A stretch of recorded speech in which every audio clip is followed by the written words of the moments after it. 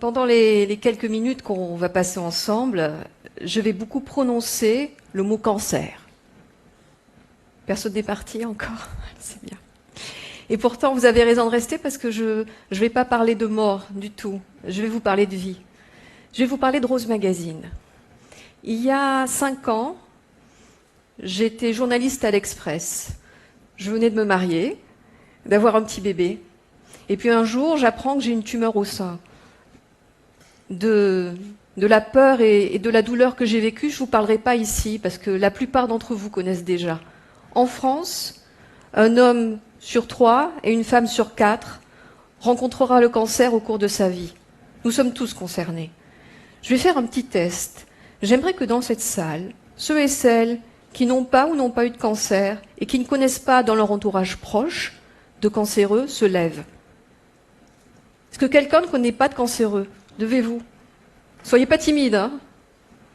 Voilà, c'est normal, les plus jeunes.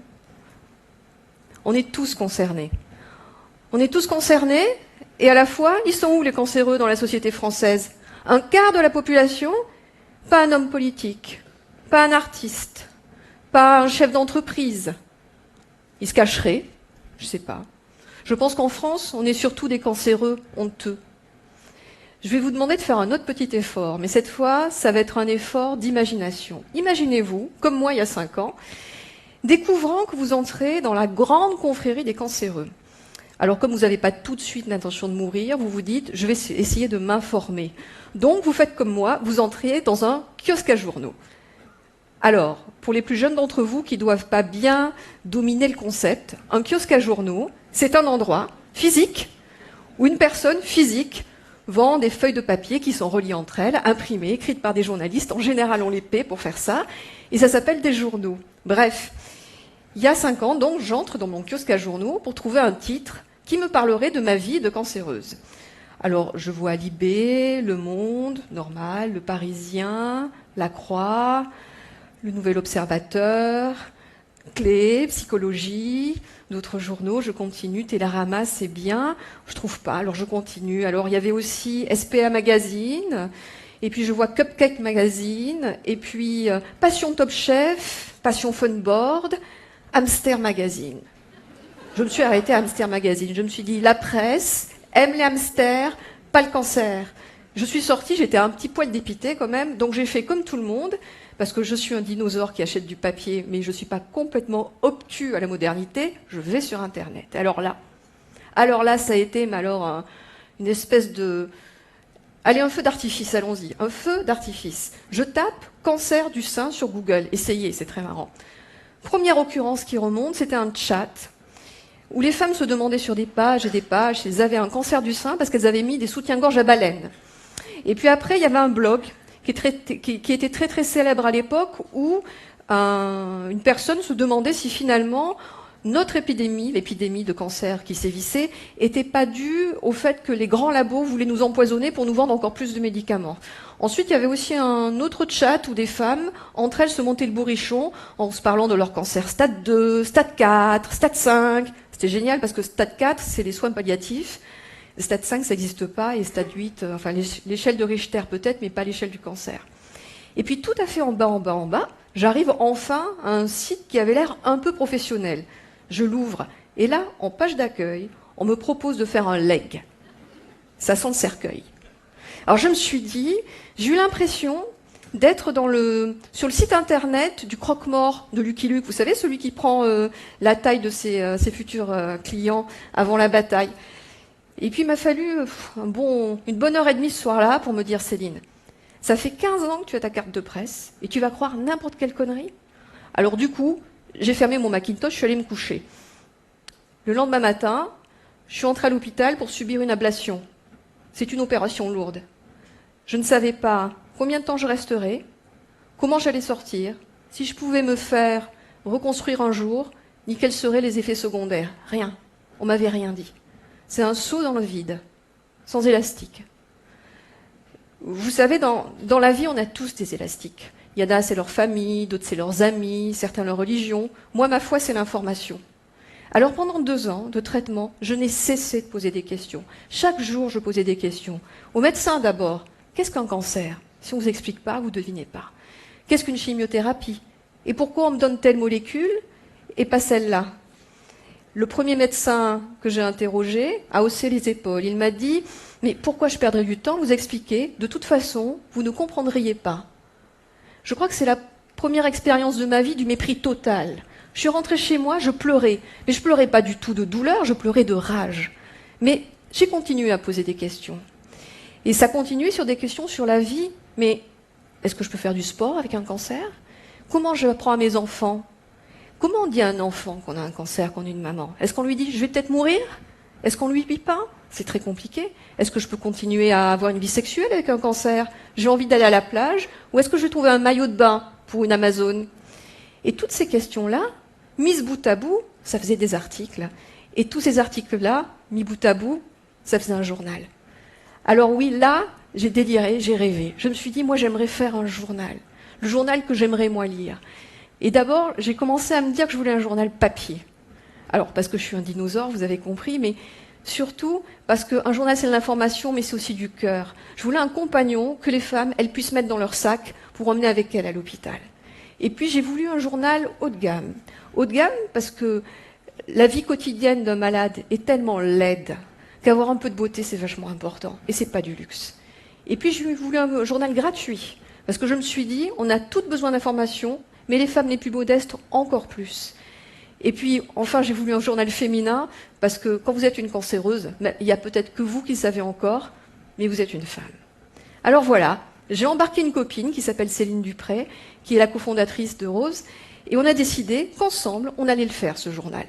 Alors je vous laisse imaginer la tête des patrons de presse quand, au sortir de la radiothérapie à Pompidou, avec mon teint verdâtre, ma boule à zéro et mes 40 kilos tout habillés, j'ai fait le tour des groupes de presse pour trouver un groupe qui m'aiderait à sortir ce journal. Ah, j'en ai entendu. Hein.